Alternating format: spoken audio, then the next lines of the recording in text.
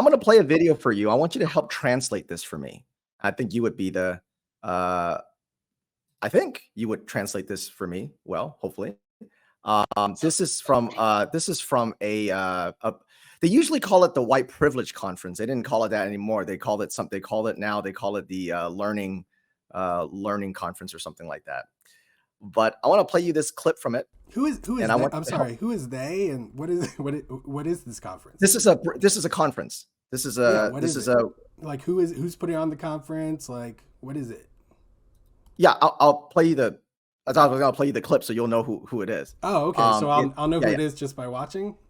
yeah I think so. Okay. All right. So I'm gonna play this for you, and you tell me what it is, and you can help translate this because I've shown this to several people, and nobody can explain to me what is being said. So About the interplay between accountability and solidarity across race, across gender. What does healthy accountability and solidarity look, feel, and sound like? You want to go first, Robin, or you want me to? Well, I've been very much informed by what you just shared, and so I would say that it would feel affirming. It would feel like something that you wanted, right? You have to start with a recognition that we're in a system, we're all in it, we're all part of it, and if we truly want to either try to get outside of it or try to change it, we're going to have to be accountable for where we're upholding it. I think in cases like mine, it would be unawarely or unintentionally or whatever, right? But you would want to know that, right? You would find it liberating and transformative and beautiful even, right?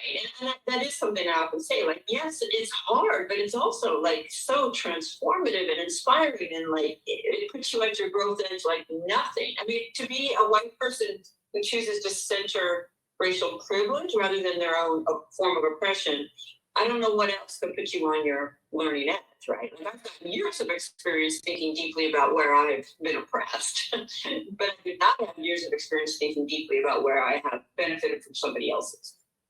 So that for me is the growing edge, and that's why I embrace it. So, that's one piece of it, of course. Another piece is that you recognize that you are the least equipped to determine your accountability.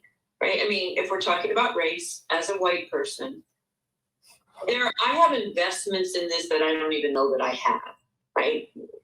And the pull, the social capital, the comfort is quite seductive, and so I can't trust myself to know how accountable I am. I have to be in right relationship with others who can. And then, of course, all of that's complicated by what one person would say is accountable and what another may not. So then it keeps coming back to, and ultimately, you do your best to take in what you can and leave the rest. Right? So I could go all over the map, but those are some initial thoughts. And you always have such a great expression, so I think you have reactions. okay, so question for you: what is she saying? Okay. Well, I was writing some notes down while I was listening to that. So We can play it again because I know it's goes kind of fast. So if you No, like, it's okay. we can play it again. It's okay. I think I got the general gist. If there's some details that you'd like to go over aside from what I kind of summarized, then you can. What was the question she was trying to answer? What was the question she was trying to answer? What is she saying? The question was about an affirmation of solidarity and what that would look like. It was about solidarity.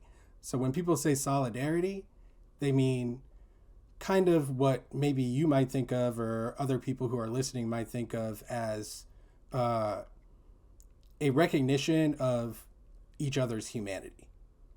That's what solidarity is implicating.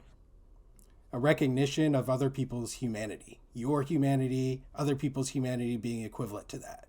That's like the base foundation of solidarity, idea of solidarity. So she was being asked, what does that look like in these contexts of when you have these racial divisions that have been cultivated over the generations, where you have these gender divisions that have been cultivated over the situations, what does it look like, given these cultivations of division, given the power dynamics that have resulted based on those divisions? What does it look like to act in solidarity with someone who may be situated differently within, for instance, a racial hierarchy? So that was the question. And so she began by answering by saying, well, the first step is recognizing that, like, it's true that we all fall underneath a system of, fill in the blank. I would say she was referencing the system of white supremacy, which I talk about on the show frequently.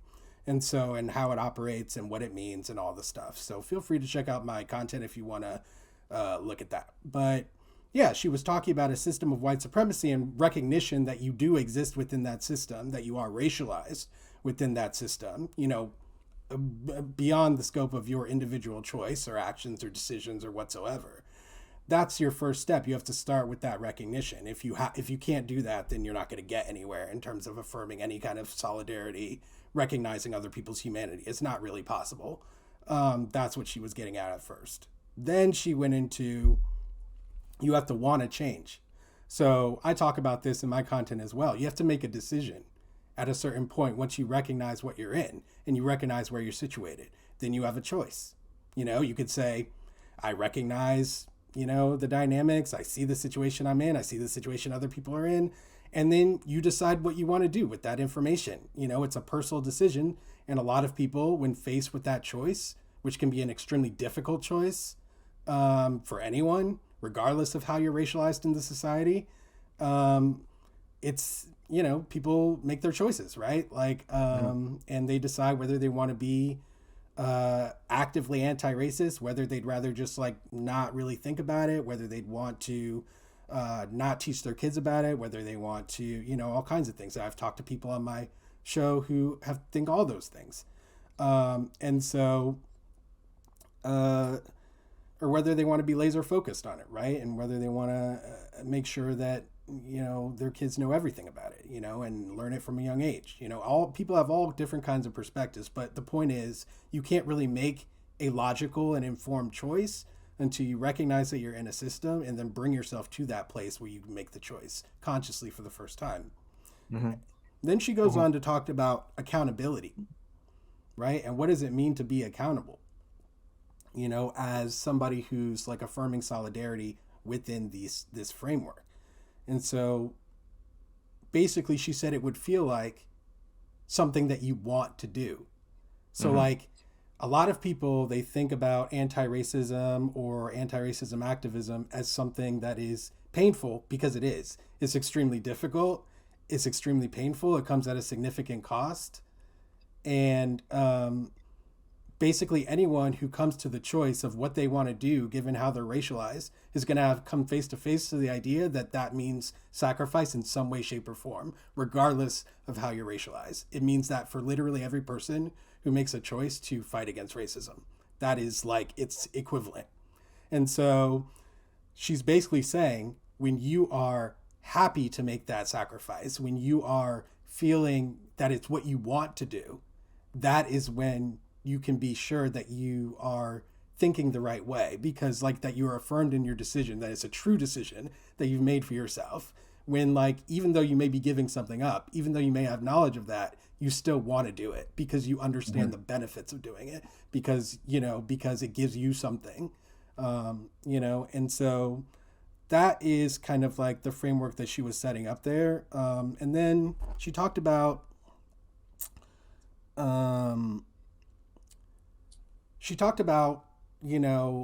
oppression, and she talked about, the fact that she had thought a lot about how she has been oppressed, probably as a woman. I'm certain she was implicating that. And she was like, but I haven't thought a lot about, as much anyway, she said, about how I might be oppressing others, right? Or how I might have benefited, rather, she said, from other people being oppressed. So not necessarily implicating herself directly, but saying like, I know that like, I'm out here, I'm talking about race, I'm a white woman, I'm a racialized white woman, talking about the subject of race.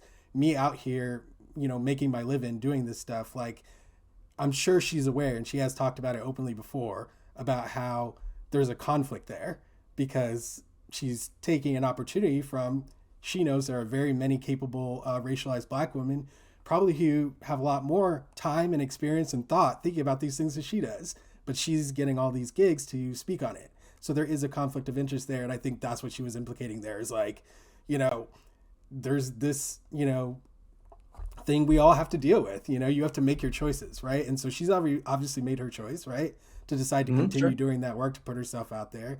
And she says, obviously, is still struggling with that. Right. Yeah. Right. Now, everything that, and thank you for translating that. That's a good translation.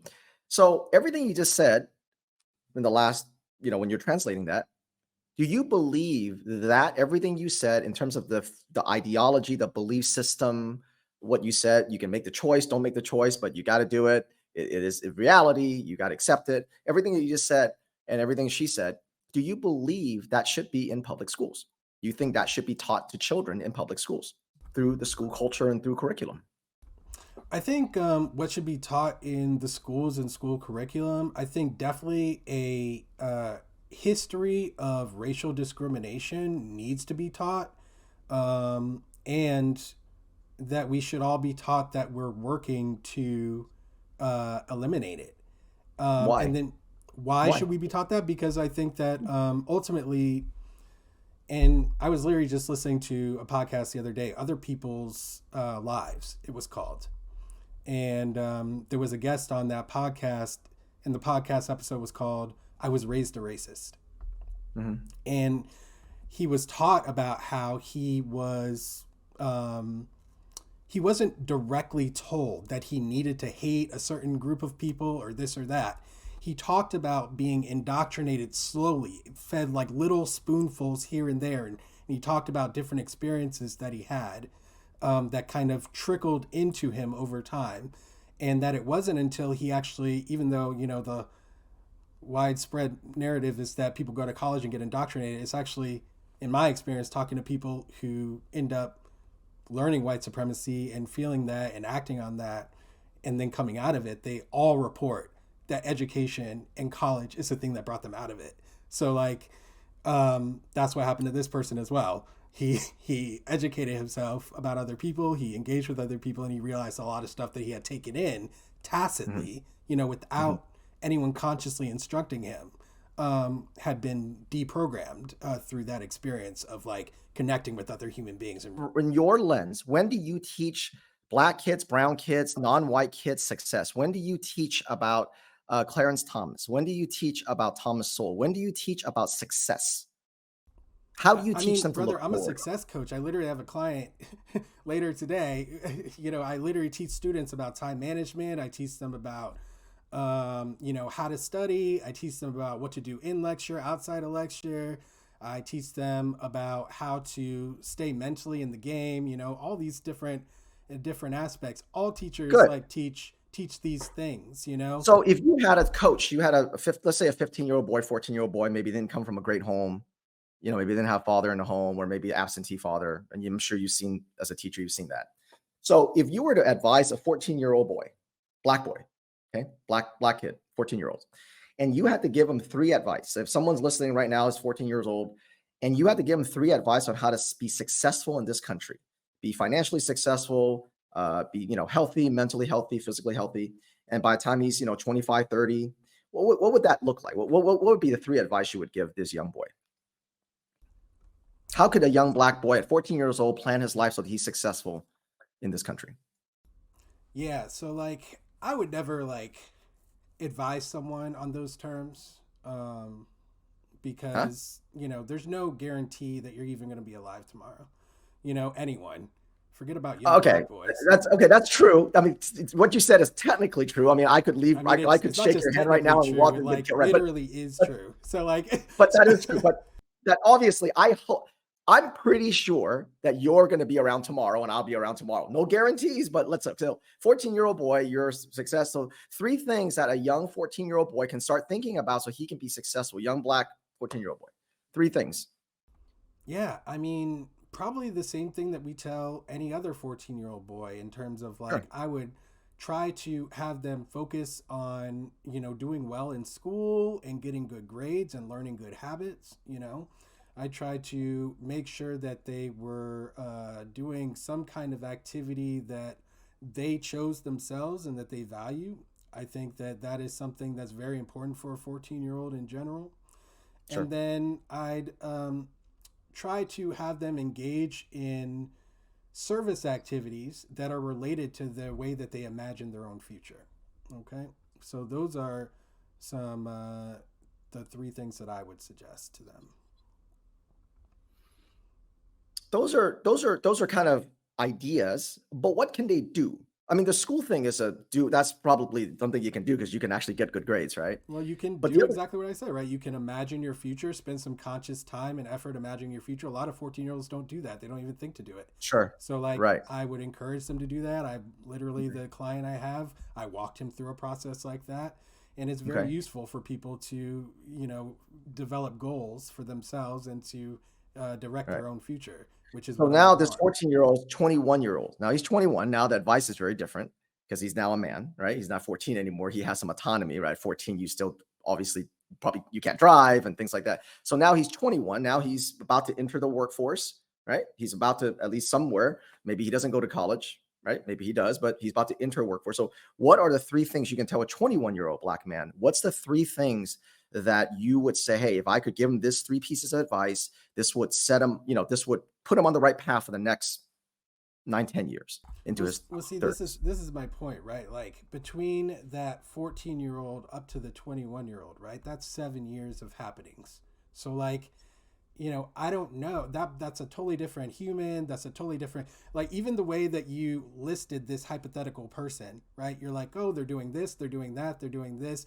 All of What do those, you, none of those things are certain. It's none of those things are certain that they didn't have a job before, that they're entering the workforce at 21. That's extremely unlikely for a black male, actually. And then, like, so, and then the other thing you said, like, they're just getting a car, they're just starting to drive. Like, there are people, there are 12-year-olds out here driving, bro. Like, black boys, like, it's just, all I'm saying is, like, we can create no, I said at hypothetical. 14, he probably shouldn't. Well, he can't drive. I I'm mean, if I'm not someone I'm wants not him. I'm not saying whether it's good or bad. All I'm saying is that the reality of black boys' lives is not going to be captured by you asking me hypotheticals about if a black boy this.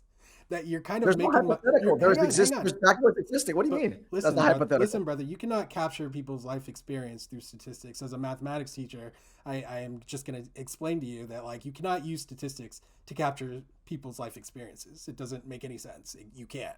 Even though people try to pretend that all the time and use statistics to try to imply that you can, you actually can't. And if you, I, I didn't say anything about statistics. oh, I I thought you, asked oh, you I'm about sorry. I a, thought you said statistics. Sorry. no, I said, here, what's the advice you give a 14-year-old boy? What's the advice you give a No, I thought you just said 21-year-old? something about statistics just now. But, like, yeah, no, I'm trying to explain to you that, like, there's no way to, like, for me to, like, say, hey, I would give this blanket advice to a 20-year-old black person because they're black, right? Black people are not a monolith. Black people have all kinds of different experiences. All of us experience racialization as being black. However, that doesn't necessarily result in the same consequences for all of us, and we're all aware of that. So it's just there's it's not So like some people can, so some black people can experience the things that you're thinking they experience, but be very successful, and some aren't. absolutely 100%. You So can what? you So can what? So with the experience. black people that are successful, they go, I'm not racialized. I don't believe in white supremacy. So what do you say to the black people who are very successful, who There do are very a well in the future? crap Then ton what? of very successful black people who talk all the time about the racism that they experience and how it has impacted their lives. So, like, for instance, I'll give you one example. There's a huge lawsuit, a $300 million lawsuit going on right now Mhm. because there were two TV execs who were both black men. They ended up being partnered together, actually siloed into a project. I think they imagined themselves as being kind of siloed and put off to the side, but the work that they were given to do, they excelled at it such that they made the network a crap ton of money. And as soon as that happened, they basically made sure that these men would not get the compensation that they were owed for doing that work. So they had to then sue for that. You see this happen time and time again. If you'll know right now, a lot of black actresses are out there talking about the disparate pay that they receive, even though they achieve a lot of the same results of people who are paid, and even better results, and people are paid exponentially more than them.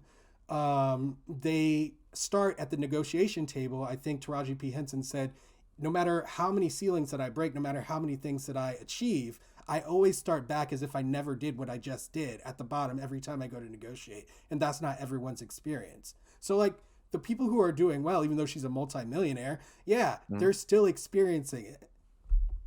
So if you're not successful, it's because of white supremacy. If you're successful, I mean, there's still white literally, supremacy. that is contrary to what I just said, right? So, like, she's a multimillionaire, but she still experiences white supremacy through that pay differential.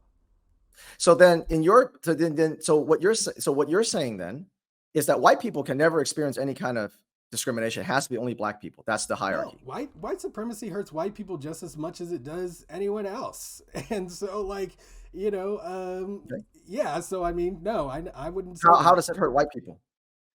Well, I mean, I think back to, I actually wrote this when I was listening to the Robin DiAngelo thing. I wrote this in my notes. It reminded me of one of my guests on my program, Gail Seavey, Mm. an older racialized white woman, and um, she basically talked about how she was raised, and that she was raised to not acknowledge feelings and emotion. Not even not to learn, not even to talk about it, like literally to not even acknowledge that they existed. And that was like, she saw that as a reflection after reflection in her older years, realized that was a reflection of white supremacy, right? And if you think about it, it makes a lot of sense because white supremacy is all about dehumanization. In order to believe that you're better than another human being, you have to dehumanize them. You have to believe that they're less than human, they're less than you. And you think of yourself as a human, so they have to be something less than you are. And that's what white supremacy did. It created a racial hierarchy, embedded it into our systems and our laws, made people believe that by law, that this was even God's law. Religion got all up in it. So, this is the society. This is American So society. this is the things that we should be teaching kids in middle school. I mean, This type of these are the facts of like our country's history. So whether you want to teach it to kids in middle school or not, I think that what we need to be cognizant of is a lot of people want to deny the things that I just said. That is the country that we live in. A country that wants to deny the things that I just said about white supremacy, which are historical fact. Do you think black people are doing better now than in 1995? You Of think you course, guys are doing better? that's like objectively true. Yeah. I said I think that's objectively true. So you think black people are doing better today? I think it's objectively true. Yeah. Yeah, in general. So Yeah. you don't think that they're doing worse than ever in schools. You don't think that getting there's more crime. You think the black community is doing better today than they were 20 years ago, objectively. I mean, I feel like that's a totally different question. You said are black people doing better than they ever have, better than ever before? 95. I said 1995. You think black people are doing better than today in 1995? But in general, families, kids, you think they're doing better in school? You think black kids are doing better in school? You think they're more successful? I mean, just in general, you think I don't that's really. true? I don't. I can't pull up the data in my head right now from 1995 to 2023 and do a comparison. I think that would be fraught with all kinds of problems, given the influx of technology that we've seen and the impact it's had on our youth. Well, So, you're in it. I mean, well, that's exactly why I'm saying what I'm saying. like I said, we don't need, like you said earlier, statistics you can't, like you said earlier, you can't use statistics to grab people's lives. So I'm not asking for statistics. I'm What are asking you you as a asking? black man. What's that? Yeah, please tell me what you're asking. As a black man, you're in the black community, you look at race, you look at white supremacy and keeping this person down, keeping that person down, even they be successful, they still experience discrimination. Do you think that today, as a whole, the black community is experiencing better success, less racism than in 1995?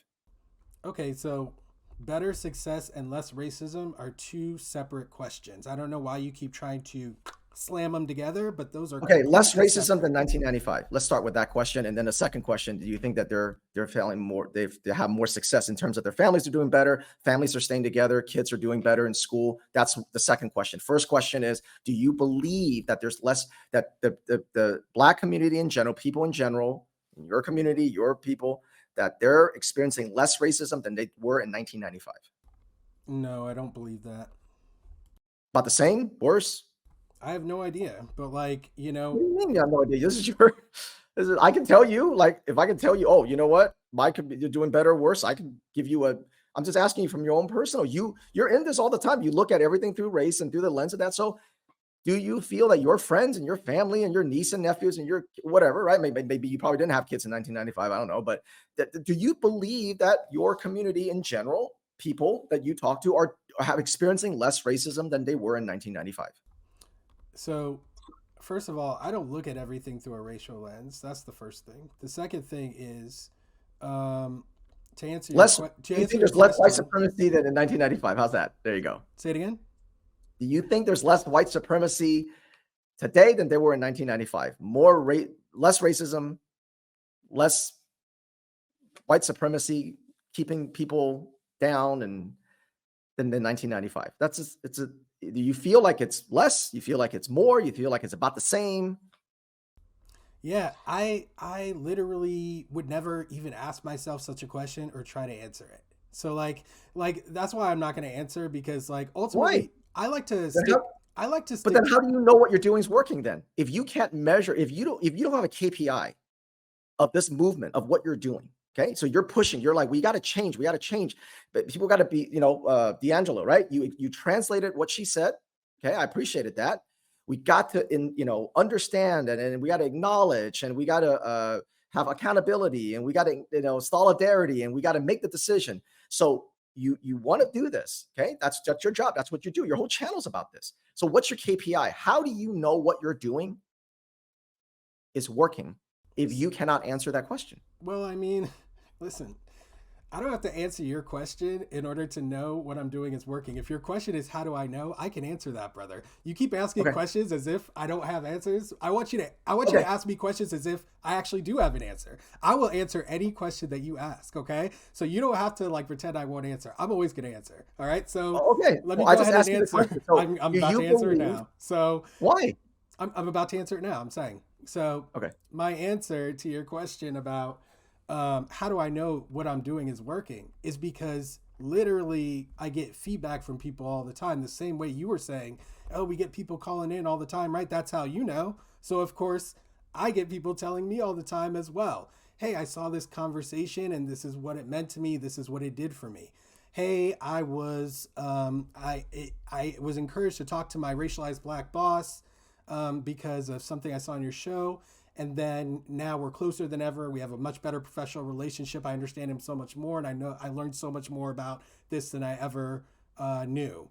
You know, or you watching your conversation, it was like watching the conversation I wish I could have with my friends, or different things like that. What I do is I'm giving people a chance to have conversations about these issues the same way you're giving people a chance by talking about it openly, right? You're presenting this as if like the schools are being flooded.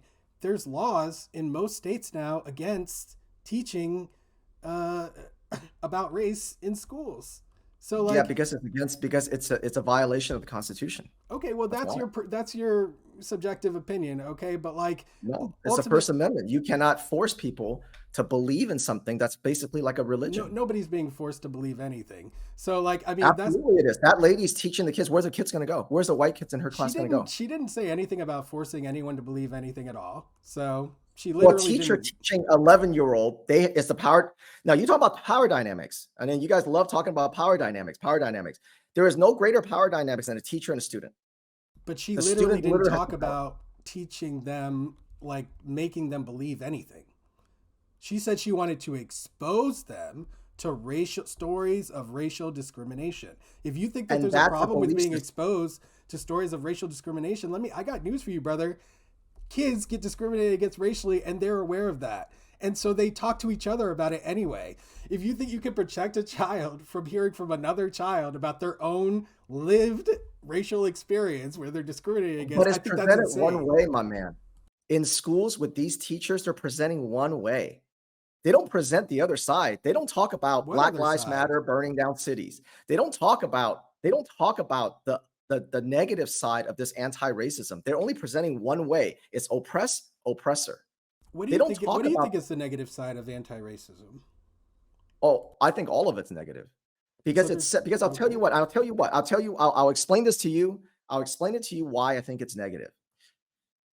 And I'll explain it to you from a story of how Asians talk to their kids. Okay. When we talk to our children about anything in the future, whether it be school or business or anything like that, this is how we talk to them. Okay. This is how everybody I know that's Asian and Indian and Japanese, this is how they talk to their kids. Okay. And because I'm using Asian kind of broad. We always tell our children, no matter where you come from, because a lot of us came from communism and things like of that nature, right? Our great grandparents and great grandparents. We tell them you're only one generation away from changing the your success of your bloodline. You're only one generation away, meaning that it doesn't matter where you come from, you can be completely different than your parents. I live today in a way where my parents couldn't dream, and there's only one generation.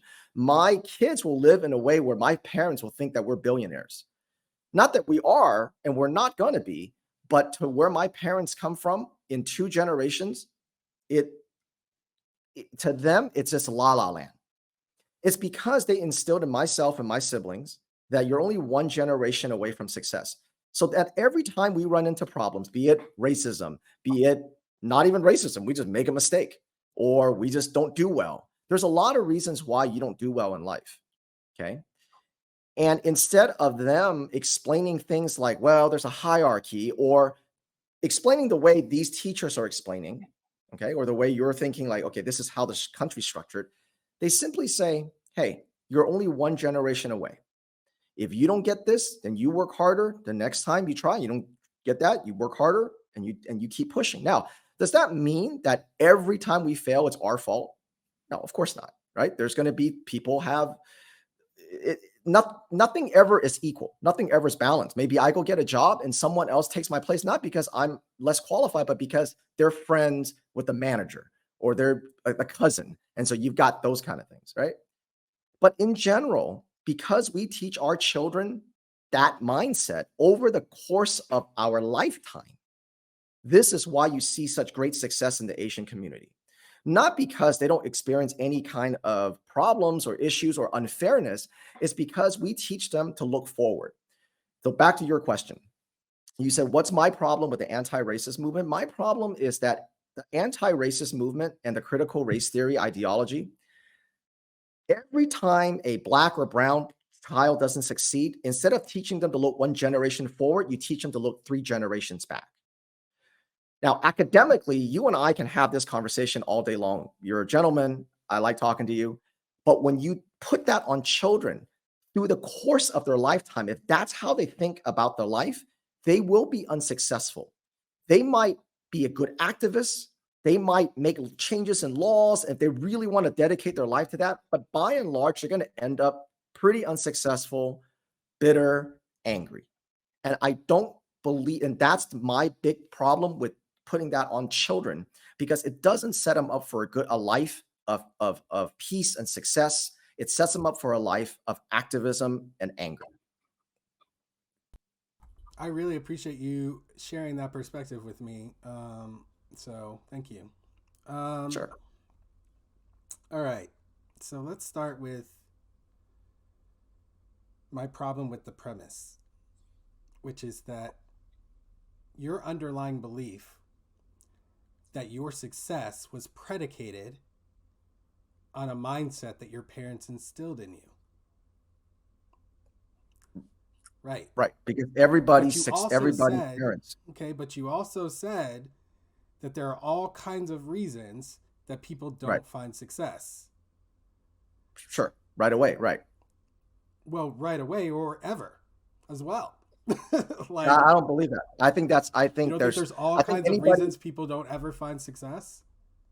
no, I think there, well, success is a long game, right? I believe there's different reasons why I someone can't agree. find like, there's a reason why I don't get that job. So I'm not successful.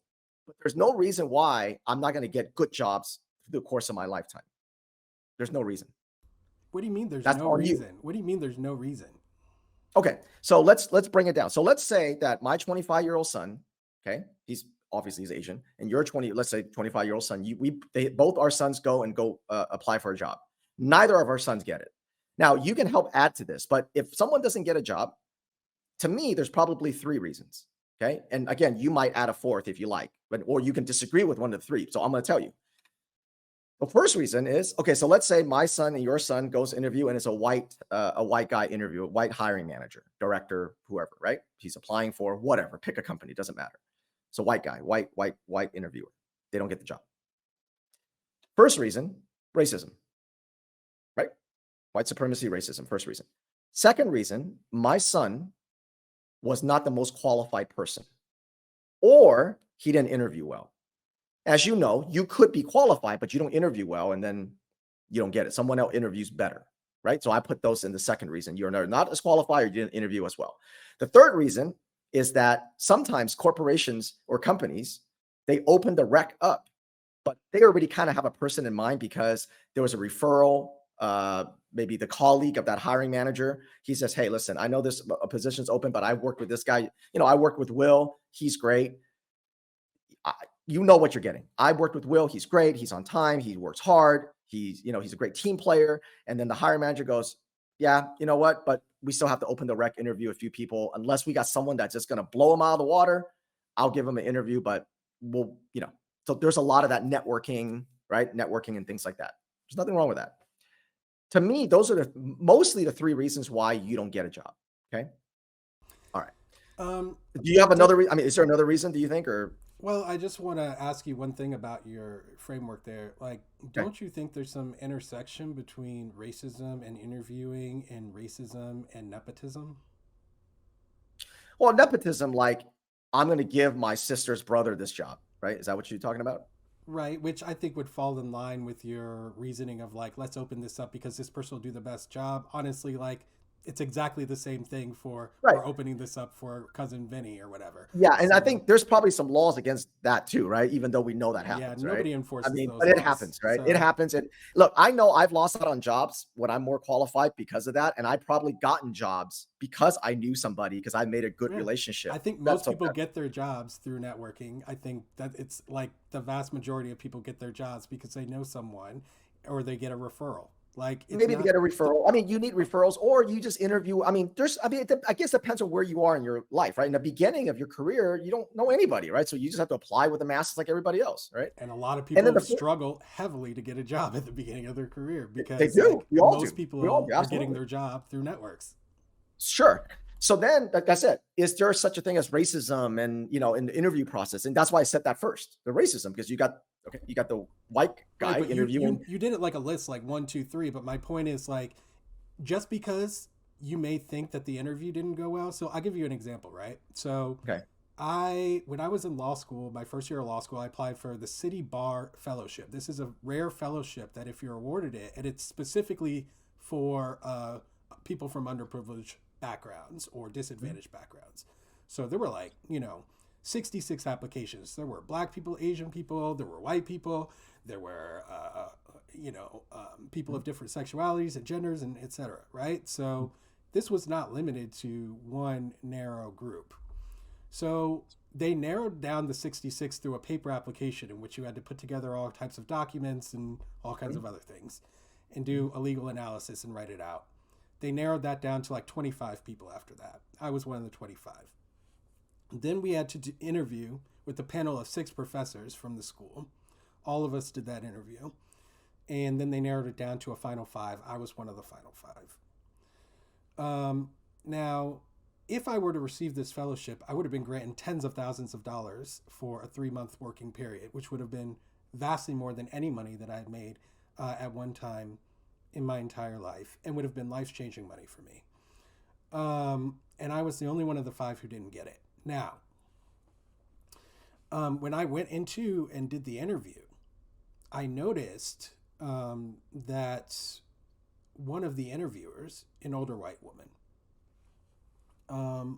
she was asking me questions about a brief I had prepared. All of us had to prepare the same brief, but she did not ask the question in a way that she like fully understood it herself. So I had to ask a clarifying question, or at least frame it or make sure it was being framed in the right way so that I could answer appropriately, basically.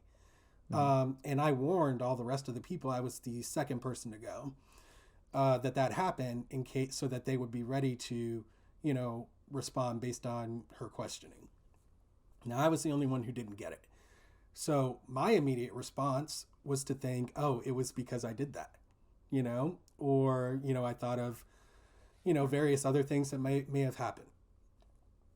Now, not a single one of the things that I thought was that I was discriminated against racially. I did not imagine that happened. Okay. It wasn't even in my imagination. Now, a couple weeks later, I went to an event for people who were trying to get jobs or internships in the legal community. And I saw an attendee there who was one of the 3 women who did that interview. So I approached her, as I was taught and trained to do, and to ask, hey, like I didn't end up getting it. I just want to know what I could do to improve and do better for the future. Right. And lo and behold, what this definitely not racialized white person told me, because this was for minority lawyers, which is another reason why these organizations are important. What she told me is that she didn't want to give me any advice because it would just be her making stuff up, because she thought that I deserved to get it. And she actually wrote me down to get it. It was the other 2 who didn't write me down.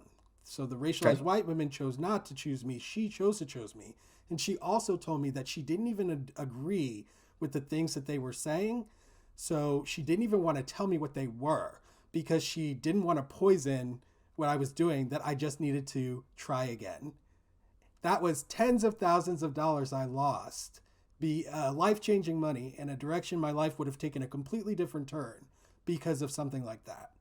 Now, you may think that this is a one-off, brother, but I have run up against this. That's why people call it a glass ceiling, because if you're actually trying to succeed as a black person in America, you will run up against this over and over and over and over and over again. That actually is the experience that we have. That's what we're trying to talk about, is that this is something that we experience literally continuously. And so the reason why we experience that, and why the one generation thing won't work, is because we've literally been experiencing this over generations. We have been experiencing the same thing. So like, that is why we can't tell our kids, oh, just one more generation, because they're going to be like, that's BS, because we know the history of our family and our people who are experiencing these things across generations. Like, so, and so then there is no hope for your community then. No, of course. Because if you're going to teach this, if you're going to teach this garbage in middle school, in elementary school, which is why some of the Baltimore schools, which is a predominantly black schools, have a 0% proficiency among what black about my kids. Story, man? What about what I just told you? Do you have any reflections on that? It's everybody experiences things like this. No, everyone does not experience what I experienced. No, sir. So everyone does not experience what I experienced at that moment. Absolutely not. So everybody does. See, this is why. No, everyone does not. My response to that is, so what?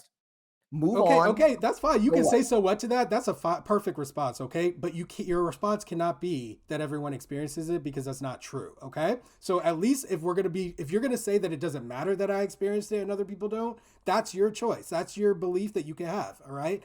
Of course, everybody experiences, man. I'm sorry? Everybody experiences something that's going to keep them from, you think, okay, so you're a black man, you think I'm at the low end of the thing. You know what? I'll tell you this right now. I think that, brother, a racial hierarchy put black people at the bottom specifically. You're not on the bottom, man. Listen, I'm just saying, I don't think I'm at the bottom. I know where I'm at, brother. I'm very comfortable with myself, what I've accomplished, People validate me every day for the things that I do for them and for this world. I have no issue. Okay, I am mentoring people all the time. Like, people are very happy with the services that I provide. So Right. like it's like So no. So you're successful. So why aren't you holding that success up? And by the way, I'll tell you this right brother, I now. could be a millionaire by now if racism didn't stop me. It's not. I'm not. Listen, I am not I'll tell you. saying that You know people what? I'll tell cannot you. achieve. Under this white supremacy, I'll tell you this right now. Where you guys worked yourself into, and you guys are getting played. You guys are getting played. I'll tell you this right now. You guys are this whole white supremacy, this structure that you all have put out, this critical race theory structure. You know right now, you know who's below you, you know who's supposed to be under you? White men. There are white men right now that are taking your place in the victimhood, saying they're more oppressed. You know how that is? All they have to do is identify as a woman. Brother, He you can identifies you as can read 100 years ago white men claiming victimhood for being white. You can literally read people write about it. Listen, none of this is new. It may be new to you, but like, this all has already happened through the generations. I can keep telling you, but everything you talk about as being like something that's happening now, it already happened. It's already been happening. Like, it's not new. It's just new to you, What brother. I'm saying is right now, there's no reason why any child in America can't succeed. There's no Listen, reason. brother, There's no white supremacy. There's no laws. There's no invisible hand keeping them down. there What's are keeping literally them school down? shooters coming into schools and blowing kids away. So those kids who got blown away, they're not succeeding. Like, I Let's mean, not don't move that. Don't move the goalpost, man. I'm not. I'm The just saying. only Like you thing said, there's no, I'm nothing not. stopping We're not them. talking There's about kids definitely that something died. stopping those We're kids don't from come on. succeeding. Don't. That's a cop out, man. It's not a I'm cop saying out. Those right kids are now. human beings. They're kids. They Okay, existed, and now but they're we're not dead. talking about school shootings, man. Come on now. Come Okay, on that is now. a No, thing no, that no, no, stops no, no, some no. You kids don't from get to do that. succeeding, No, no, right? no. Listen, there's only one. What? There's no reason why What's kids wrong cannot with what I succeed. said? There's no reason why kids cannot succeed in America today. If There's they get no shot or reason. killed, yeah, there is. That's a cop out. You know that's a cop out. I don't That's see a why that's a cop cop out. out. I don't see why that's If a cop you're out. if you're yes, and if Elon Musk dies tomorrow, then yes, he's no longer successful, right? I'm So talking about there's the no reason kids. why kids. I'll tell you though, who's not going to be successful. It's kids who are in these schools that are seeped Detroit, Baltimore, Oakland, who have seeped critical race theory in the schools, and their proficiency is either single digit in math and English. In some Baltimore schools, 0%, man. 0% math and English. So when I asked you earlier, do you think kids are doing better today? You think the black community is doing better today in 95 than today? You said you couldn't answer it. I don't know why you couldn't answer it. I'll answer it for you. They are absolutely not doing better.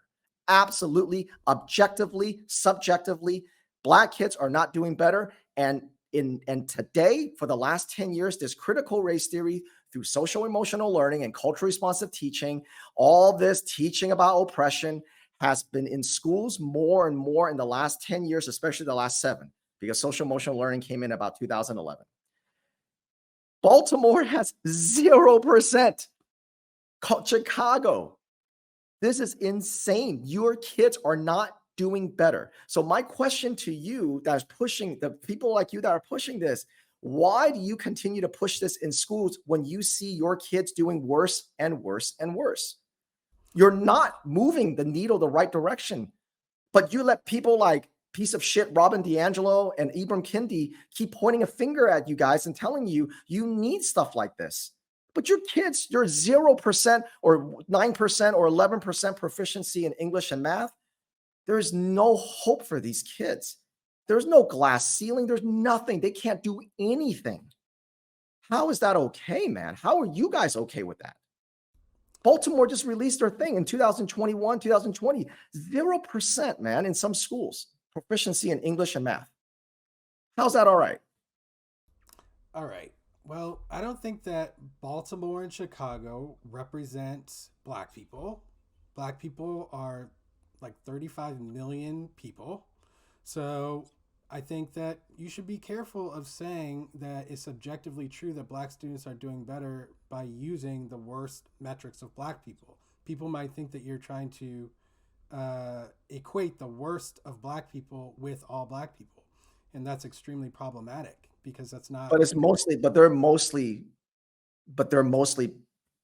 a black population in those schools. So Okay, you but would want like those schools how to much be. how many black people are you talking about who are in school right now? A small sliver, and you're using that to cast How many what dispersions. now? I'm sorry.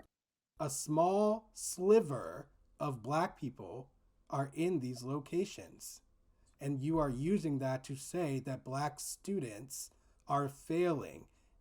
So I think that if you're actually going to talk objectively about how black students are doing, you would have to take a more holistic look at how black youth are doing across the nation. That's the first thing that I would say. They're Okay. all doing worse than they were in 1995. I'll tell you that Okay. right now. I will. I So will. they're not 0%. They're not at, like if you go to I would a love. more, I would love to get the data on that. I don't have it. Okay. But what I will say is that I teach a lot of black students, and I have for most of the last 2 decades. oh, wait a minute, before you move on there, I'm asking you if your help, if go back to the schools because it's predominantly black schools. We can't sweep them under the rug because these are big cities, No Baltimore, one's trying to Detroit, sweep Oakland. anything under the rug. Okay, so let me ask you, how I've are taught you in okay with predominantly that? black schools. Like my Okay, career. so right, so how are you okay with this? Because those schools, and I use those Why does schools it? because Did I ever say that I was okay with it? okay, so then if you're not okay with it, those Who schools would have be okay critical with race it? theory. Nobody would be okay with that. Nobody's Okay. okay with it. Great. So because those schools have critical race theory the most, they have they have it I mean, earlier. I'm not going to agree that these schools have critical race theory the most. I don't even know what that means. No, they have it early. They're the ones that implemented critical race theory through social emotional learning. They're the early schools that adopted this. Oakland, Baltimore, Detroit, Minneapolis. They were the first because that was around 2011, 2012. They were the early adopters of this, of what we're seeing now. Then it started trickling down into other schools, In your mind, there's some correlation between adopting social emotional learning and academic achievement. Yes, because that's taken over the way the schools are taught. This would change the culture of the schools. It brought in culturally responsive teaching. It brought in teachers like that, the one I just showed you. That didn't exist in 1995. It didn't exist in 1998 or 2000. So Even if that's true, which I would argue is like not 100% true, but like I get what you're saying. Social emotional learning did pick up at the time that you're saying, so I understand and that. it was supposed to increase academics, and obviously it didn't. So in those schools, when you said we should teach this, you said that when I showed you that video, you said there was nothing wrong with that. I said, okay. I didn't say we should teach this. I did say I wanted to know There what was you nothing think is wrong wrong with with it. Yeah, okay. I don't think Okay. anything was wrong with So it. those schools that I named, they do that. They do that more than anybody else. Okay. They teach about everything you spent the last hour basically supporting we should teach children. I'm saying, and I'm telling you, those schools teach that. They do teach that. That is part of their culture. Like your decision that because those schools teach that means that academic performance is the way it is. There's no evidence of that. So, like, okay, so then you tell me if there's no evidence of that. If that's what you believe, if you believe not just those what I believe, brother. If you have evidence, bring it forth. Evidence that teaching that because they're taking away from academics. Because I mean, if you have evidence that they're doing that. And that doing that takes away from academics. I'd love to see that. So you don't think that if a school focuses on that you can't use a common sense and logic to say if a school focuses on oppressor, grading for equity, and all the things that we've been talking about the last hour, you think that makes academics better or worse? I mean, we didn't talk anything about grading for equity, but like, I think that. Do you think that what she's teaching or what you advocating that teachers teach, oppressor, white supremacy, hierarchy, power dynamics, do you believe teaching that makes a child be better at academics or worse? I think that ultimately it will have a positive impact on student academics because it's going to make them a stronger critical thinker. Great, perfect. So in Baltimore and Detroit and Oakland, everything I named, they teach that. They teach everything. I get what you're trying to say is that because they teach that, it actually hurts people academically. But what's your evidence for saying that? You can't just say that they exist in the same place and therefore one causes the other. Okay, but you said if they teach that, it helps with academics. That's what you just said. You literally said that. I said it helps with critical thinking. So it can help with academics if they utilize that critical thinking for their academics. Yeah. It's not critical thinking. No. We're not talking about critical thinking. We're talking about critical consciousness. I literally did say that was my answer to you. No, I asked you when that lady was talking about the stuff I showed you in the middle school, you said, I agree. We should be teaching Right, kids because it this. helps And I students asked you, learn critical thinking. That's why that is how, my how is teaching about white supremacy doesn't teach about critical thinking. It teaches them about that I have this glass ceiling. This is what the I world's mean, waiting for me. That's like brother, critical you don't have thinking, to man. teach. You don't have to teach. See, this is where you There's guys nothing about that's not hang on, that's hang on. that's Like the Alvin, let opposite me of answer critical you. Let thinking. me answer you about the teaching people about a glass ceiling, brother. Why would anyone have to be taught that a glass ceiling that they run up against exists? We don't need A child anyone to doesn't know that. listen. Black people don't need anyone to teach them that racism exists. All right. Black people start experiencing racism as very young children. You can ask any black person. They will tell you that they experience racialization and Great. racism from a young age. Great. So now you put it into schools. You said, man, come on. You said that if you teach this, it should help with academics. If you teach I said it will oppressor, improve critical thinking skills. I specifically said that. great. So they teach that. Everything you just supported, And I'm those schools sure they're teach it. pumping out great critical thinkers who have 0% proficiency in math and English. It's possible, brother. Okay. I mean, that is a thing that's possible. If you were a teacher, it wouldn't be so Okay. outlandish to you. If you like actually gave people grades, if you actually like engaged in the teaching and learning process, then that wouldn't be So such you're an outlandish saying thing to you. that teaching this is going to create these masterful critical thinkers that have zero proficiency in math and English, and you want these kids to go out into the workforce. As a business owner, you tell me, okay? You tell me, why would I want to hire kids that are taught this ideology I mean, as a brother, business owner? I think that people are going to hire whoever they want. I don't think whether they've been taught this ideology or not makes any difference to the people who are doing the hiring, except for, No. no, So I don't if think I don't, so. so I want to hire someone that every time I give them a negative review or every time they don't get a promotion that they think is some kind of white supremacy. You think that's somebody I want to bring into my company? I mean, I don't think almost anyone would ever know that someone's thinking that before they hire them. So, like, I don't think it's relevant. Oh, I think it's very relevant. I think it's very relevant. I think, and right now you're going to see that everything that you're pushing for in schools is going to have the opposite effect. They're going I to mean, start. I mean, I don't know what effect you think people wanted to what's have. going to happen is less and especially now with the affirmative action getting knocked down, you're going to see businesses hire less and less people with this critical thing. I mean, your resume's got to That's say fine. something, right? That's When you bro. interview That's people, fine. That's up to them. you're not, Like, you're going to pronouns in I'm bios. just saying, bro. That's fine. Okay, I have That, no and that's problem. not fine. It is That's not fine. fine. That's perfectly fine, No, bro. it's It's not. well within their But you know rights what's to going to hire who they happen? want. It's not fine because then the statistics going to come out in a few years and you'll be like, see, black people can't get jobs, more racism, more white supremacy. Actually, black And what, unemployment is like at its lowest rate ever. So like, I mean, I think that like we're good. Like, like I mean, I don't think anyone's gonna be worried about it. No, I think we're gonna be fine. yeah, I think What you're we're worried setting about, your, brother, is racism. Just because we yeah. can achieve See, success, no, listen, just because we can achieve success doesn't mean that we want to live in a racialized world. Okay? Like, it's not like there's no reason for us to continue racializing each other, reinforcing a racial hierarchy, all of these things. We agree that we should dismantle it, that we shouldn't have that anymore. But the truth is, and the reality is that we do, and then it's all around us, and then it works on all of us. That's the reality. like some kind of god, like a religion is all around us.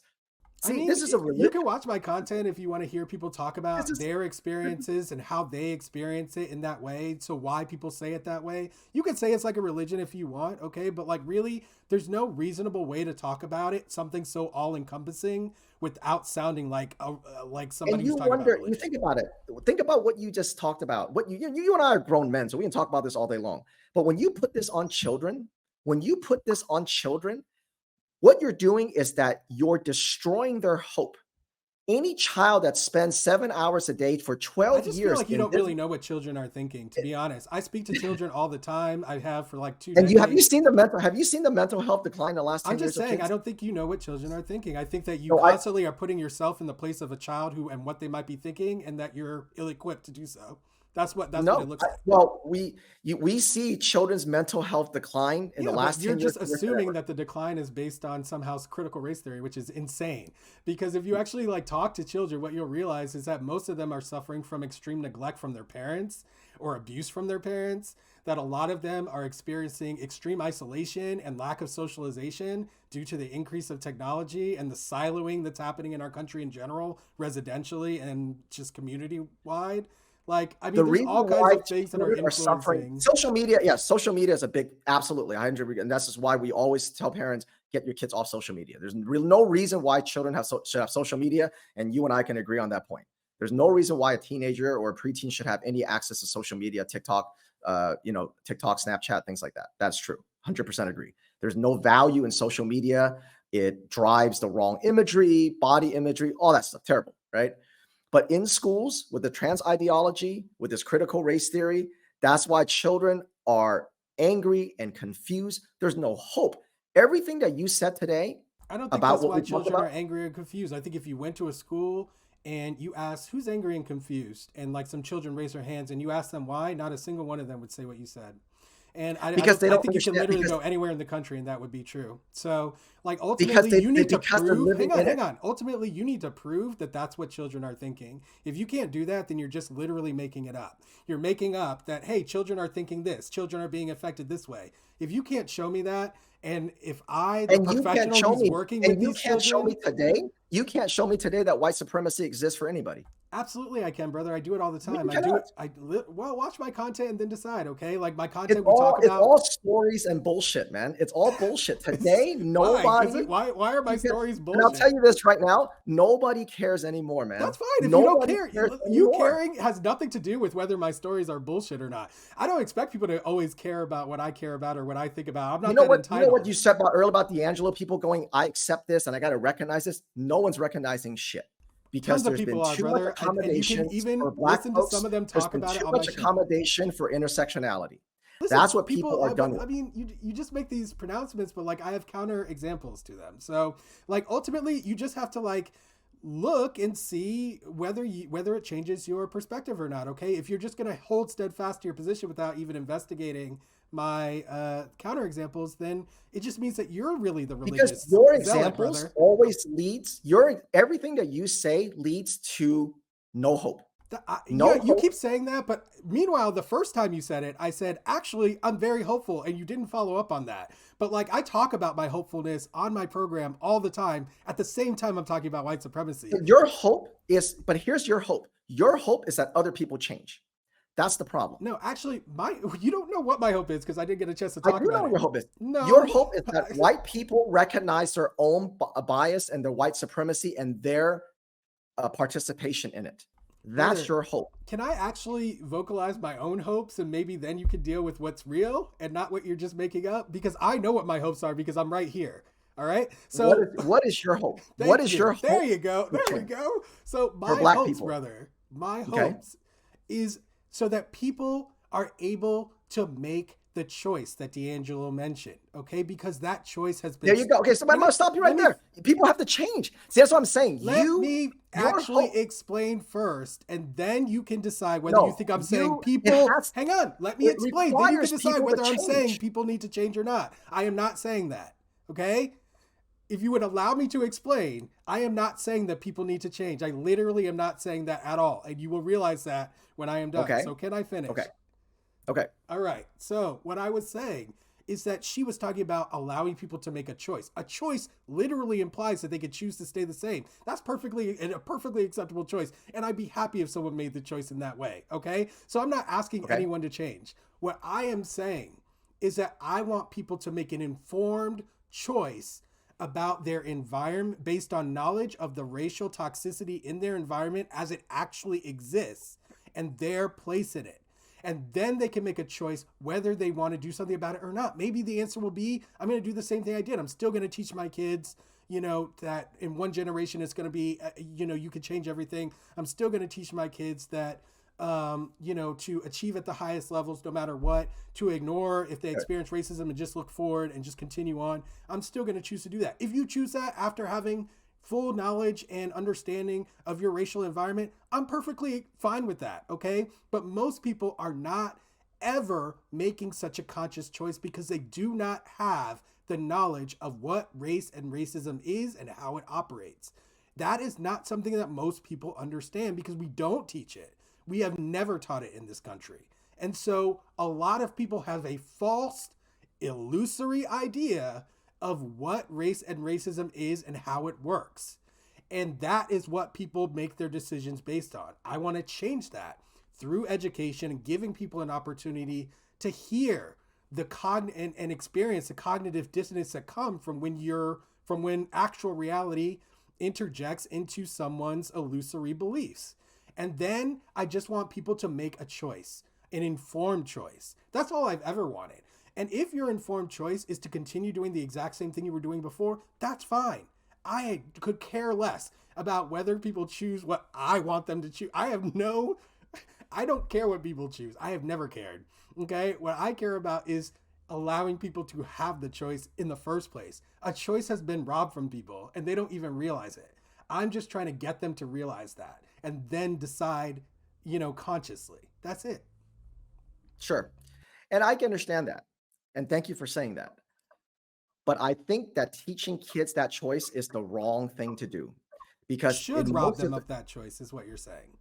It's not robbing them the choice, because it's a choice that doesn't matter. It doesn't matter. You don't need to understand anything about racial this or racial that to be successful and happy and healthy, to have a happy family, to have a happy business, to have a happy life. Too much evidence to the contrary of that, Alvin. There's just so much gargantuan evidence to the contrary. And there's billions of immigrants that come to this country that have not a lick of idea what you said, and they went on to build businesses and families and empires quietly. Brother, there's far more who do not do that. Okay, there's far more, exponentially more. So then that means that white supremacy really doesn't matter, because for every story you have of people go, oh, I don't succeed with white supremacy, there's millions of other people equally that goes, I have no idea what this guy's talking about. No, that's a false and equivalence. Just went on with life. That's so really they don't need that reality, choice. They don't need the choice, man. And now that's what you want to do. That's great. I am a big believer in anybody in this country should be able to build whatever business and movement they want. That's the beauty of this country, right? You're going to go this way. I'm going to go this way. All good.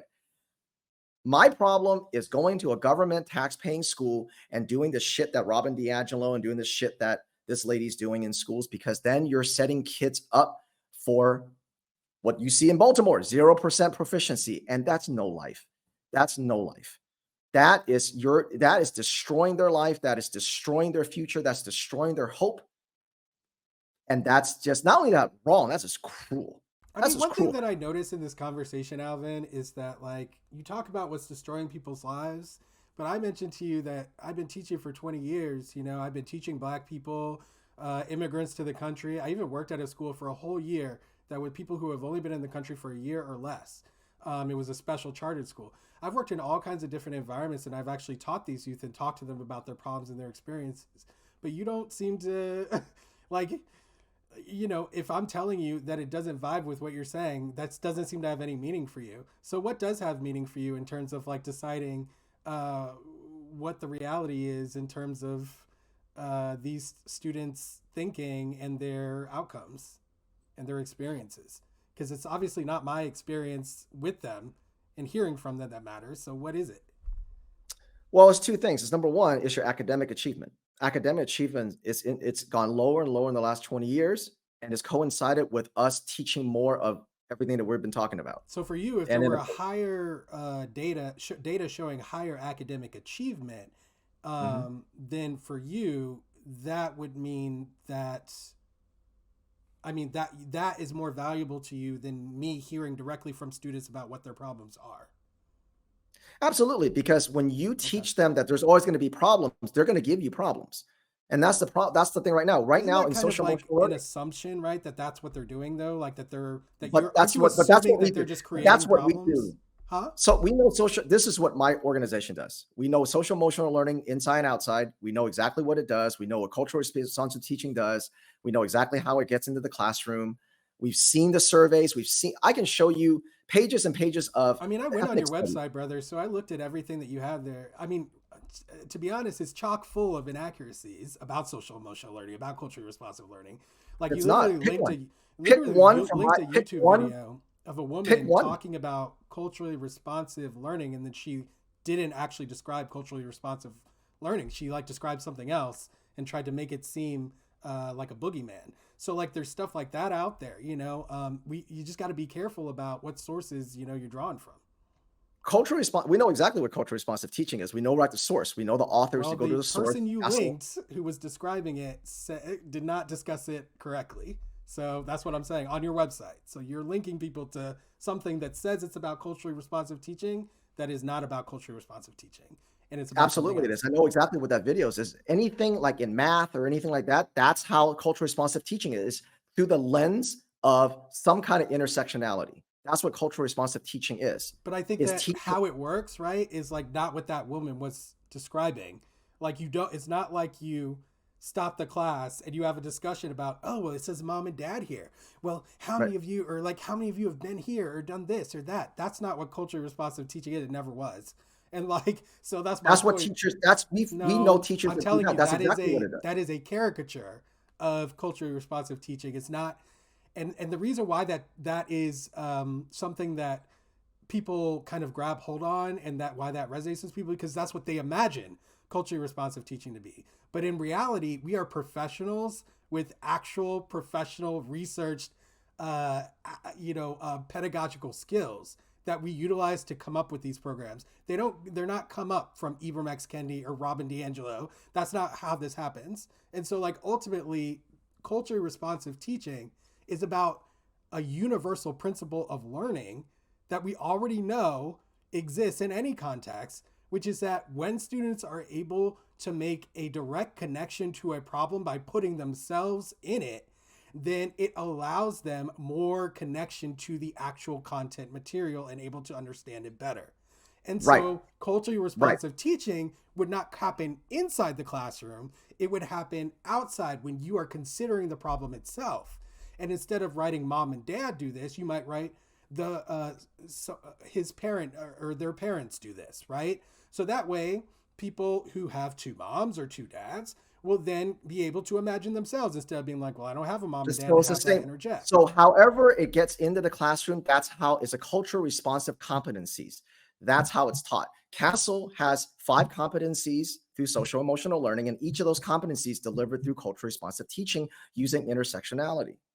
So what we're seeing is, what we're experiencing is places like Baltimore and Detroit and all those places that I talked about. They have culturally responsive teaching. They have it seeped into their culture, into their curriculum, and that's the result.